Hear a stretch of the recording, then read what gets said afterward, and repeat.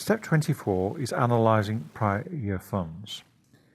When you entered the trial balance, you entered last year's activities in total only. They were not analysed between restricted, unrestricted and endowment funds.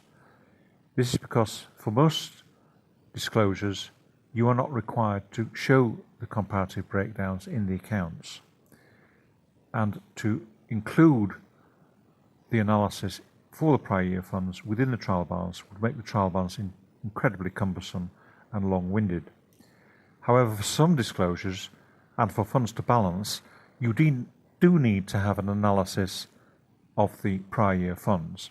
This step allows you to do this.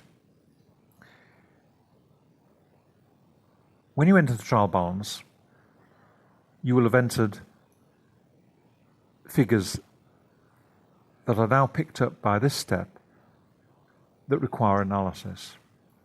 In this case, we have total prior year funds in credit of £5,000,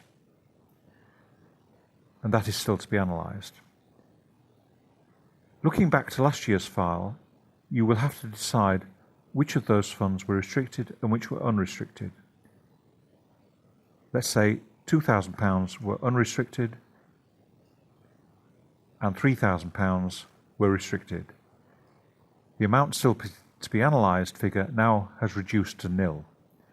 If you entered these figures the wrong way around, it would tell you there's a difference to find.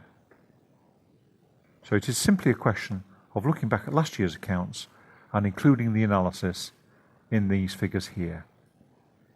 That will be picked up throughout the rest of the template. When you've completed this step, enter Y in the drop-down box. That is the end of this step.